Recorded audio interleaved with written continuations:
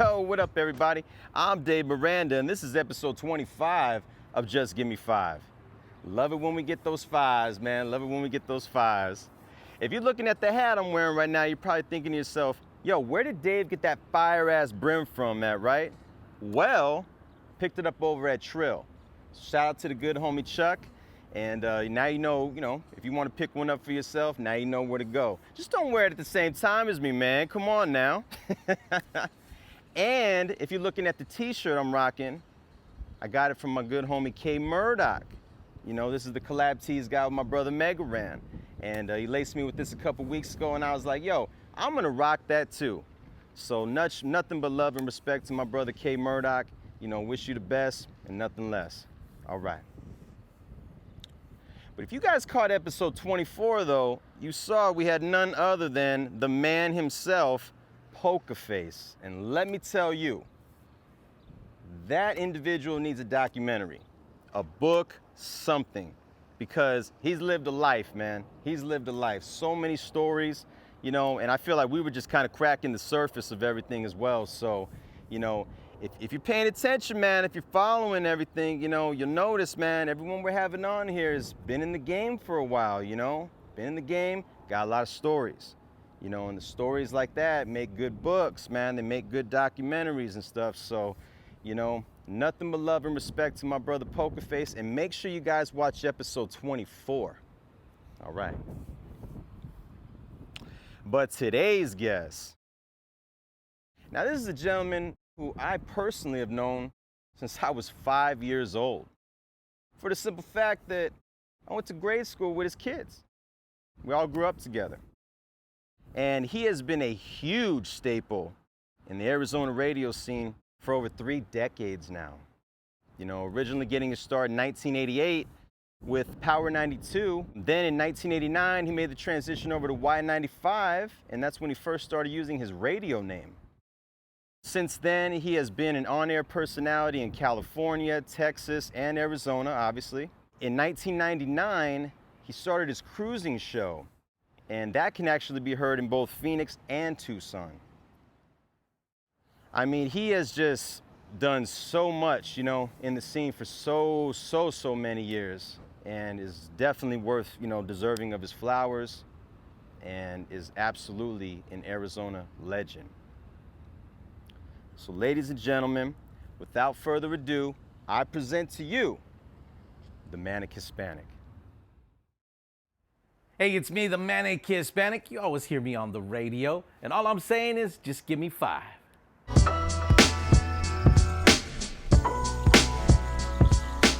Wow, there's so many things, how it all came about. You know, getting into radio was never really my intent to get into radio. I was going to Phoenix College, and I was taking some marketing classes because my dream always back in the day, even as a little kid, I always wanted to be that guy, that person that wrote or came up with that idea like, you know, just do it, or where's the beef? You know, I was always into all those kind of cool things. So I thought, that's what I want to be. That's what I want to do. So while I was at Phoenix Community College, I was taking some marketing classes, ran into some buddies of mine that were doing other things in like entertainment and stuff.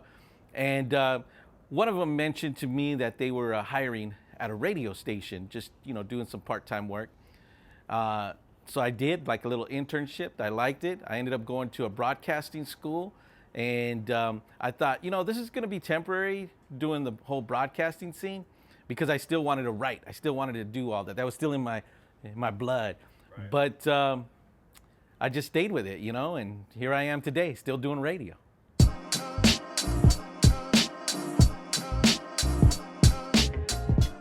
That's kind of a funny story. So I've been in radio a couple of years already. You know, I first started working at a radio station in Phoenix. It was called KKFR, The Fire. And then I was there when they flipped it and turned it into Power 92. And so when they flipped it to Power 92, you know, they wanted everybody to kind of start having these kind of cool radio names. And I couldn't think of anything. So I just stayed with James Rivas. Then I moved over to Y95 a few months later, and I started working at that station, Y95.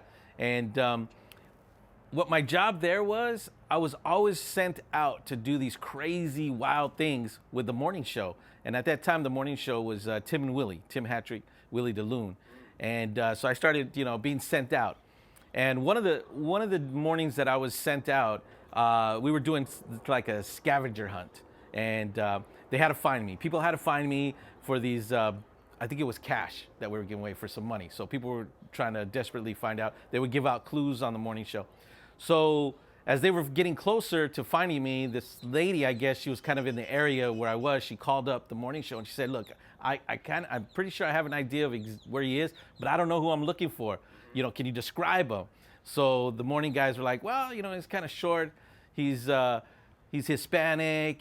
When you see him, he's kind of crazy little guy. You know what? He's the Manic Hispanic." And they thought that was hilarious. So when I get back to the radio station after we did what we did, everybody in the building, that's what they started calling me. They're like, "Hey, here comes the Manic Hispanic, the Manic Hispanic." Yeah. So it stuck, and I've been with it ever since.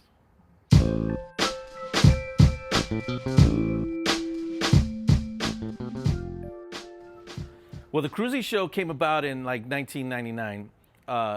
And the reason that came about, I was living in El Paso, Texas, and we had started up a radio station down there. It was a bilingual station. And our competition, another station there was a guy who had been in El Paso for years. I mean, he was legendary. This guy, everybody knew, and he had like an oldies show. And so out of the blue, our general manager at the time was like, "We got to go up against it." But we all kept saying, "Well, who can we use to host this thing?" So we tried a couple of different hosts. It didn't work out. And I thought, you know what? Let me jump on. I'm not, I'm not one of your guys that, I do like low riding. I was into low riding when I was in high school and stuff like that. But, I just never really like jumped in it like a lot of other people did. And I still love the whole low riding scene, the low riding community. I loved it. So I said, you know what? Let me jump in and let me give it my own little flavor. And I did. It got really great response from the people in El Paso. I started really getting into the whole oldie scene, the music. And then what was cool about it, I had worked in the early 90s in San Antonio. And I was listening to some of it's called the Tex-Mex oldies. Yeah. Little Joe, Renee, and those kind of guys. And I thought, you know what? This was what my mom was listening to back in the day. It had a little Spanglish to it. Yeah. So I incorporated that with the oldies, that we hear with the East Side, the East Side, those CDs and stuff. So I kind of put those together, and it blew up, and I've been doing it ever since 1999. And that's how the Cruzy Show came about. I love it.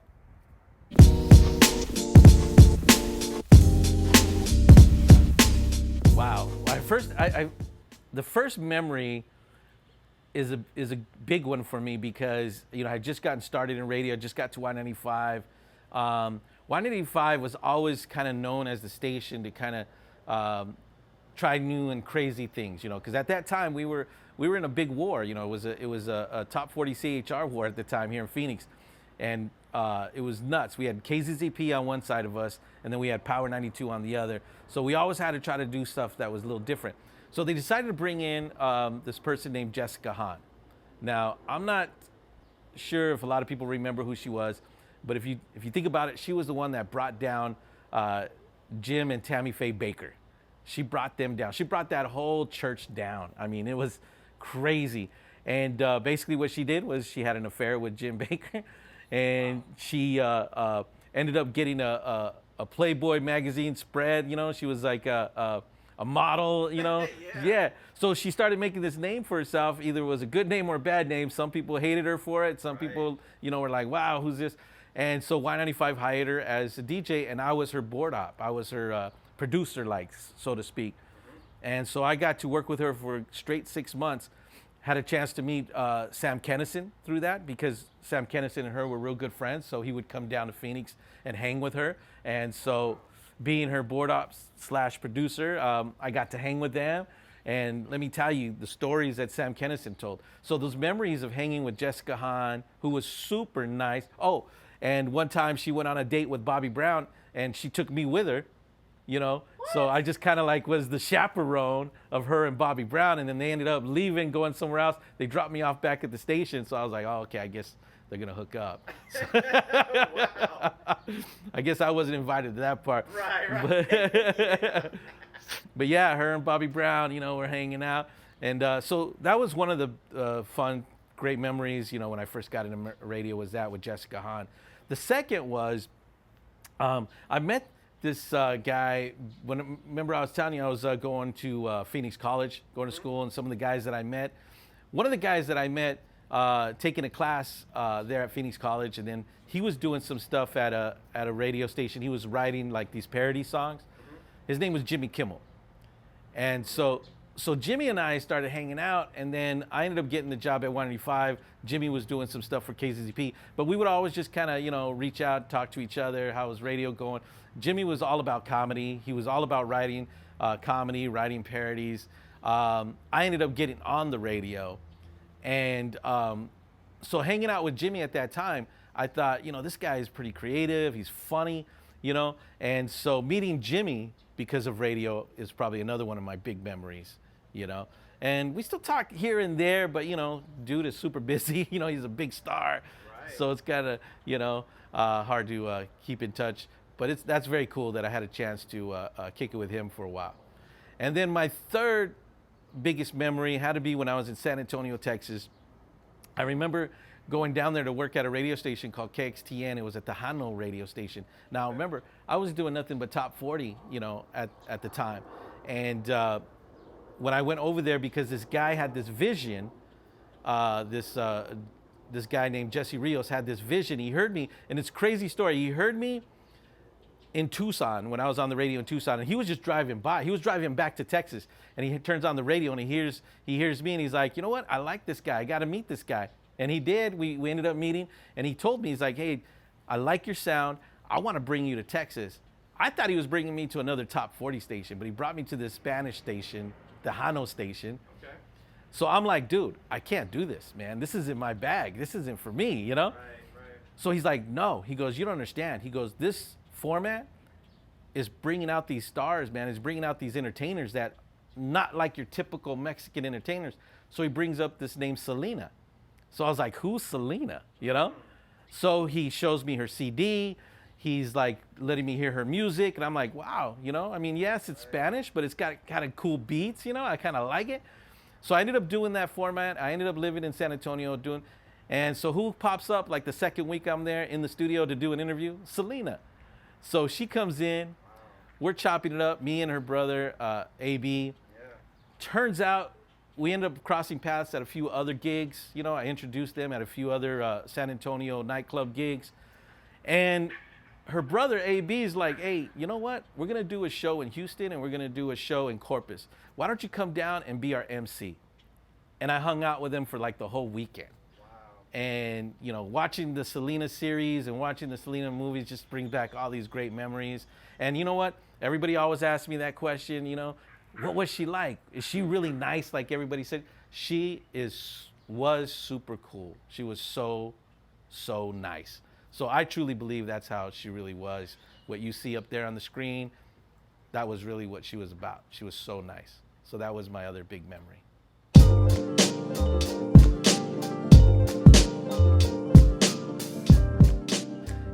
You know, that's tough. When you said, you know, when you told me about this question, I kept thinking about it, and I was like, you know, that was one thing about me is I've always felt like I'm not this celebrity. You know, when I've had a couple of people tell me, hey, you know, you're a celebrity, this and that. I'm not. I don't look at myself as a celebrity. I never have. I just want to be the guy that's having fun. You know, all these years, I was just having fun. I was just being me. But really tripped me out when I first got into radio, and I was, you know, just having some fun doing my thing, is when a few people would walk up to me and they would say something that I said on the air, you know, maybe that day or a couple of days before, that really stuck to them. And that's when I realized, you know, even though I'm having fun and I'm having a good time, people are listening and people are really taking in what you're saying. Right. So I need to decide what type of human being do I want to be since I'm doing this on the radio. And I didn't want to be that guy, because there was a lot of, like those Howard Stern type of people, where they're just being mean and crazy. Yeah. I thought, I don't want to be that guy. I'm not good at being that guy. So I'm just going to be me and always just having fun. And hopefully that's what people get when they meet me, that I'm just a good guy having fun, I don't want to hurt nobody. I don't want to talk, smack about nobody. I just want people to say, you know what, that Manic Hispanic, yeah, he's a fun guy. He's a cool guy. That's what I wanted. So, that's what I'm hoping people get from when they meet me and hear me on the radio, Real quick, if I could add, so what I'm doing right now is I'm doing 2 shows. I'm doing 2 shows, one in one city, another in another city, which is kind of crazy with the way technology and everything is now. So basically, I'm living in Phoenix. I'm still doing a morning show in Tucson, and then now I'm doing an afternoon show here in Phoenix. So I think that is awesome. But I know a lot of people are listening to radio now. We've all been kind of in lockdown. And what I find for me is music. Music for me is what helps me and has been helping me get through this whole pandemic. There's been times where I've turned on the switch, I turned on the mic, and I'm doing a show and I'm thinking, is anybody even listening? Because everybody's got all these other problems they got going on, How they're gonna pay their rent, how they're gonna put food on the table with, they lost their jobs. I'm getting that. For me, even though I was turning on the mic and I was still unsure, are people actually listening right now? I was getting into the music. The music, I was letting it take me, the music take me to another place, If it was back in the day, those good times back in the day. And so what I would just want to say to people is keep listening to music, get into the music, because the music, honestly, will soothe your soul. The music is the best thing that we can use to escape all this craziness. So don't let the music go in your life. Keep listening to that music.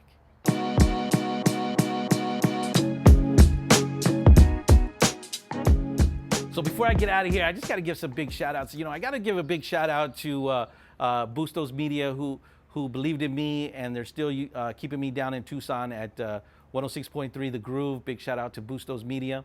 Also a big shout out to Sierra H Broadcasting up here in Phoenix. And they kept me on the air here. Even during the pandemic, they still kept me. And so big shout out to Sierra H Broadcasting.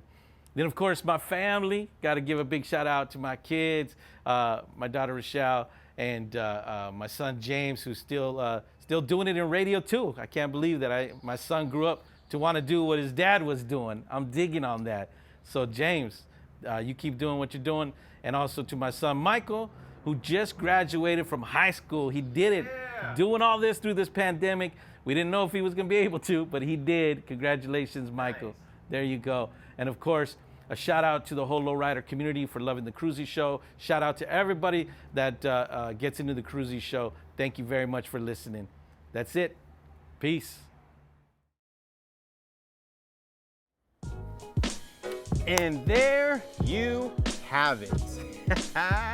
Nothing but love and respect to James Rivas, AKA the Manic Hispanic. This was truly an honor, man.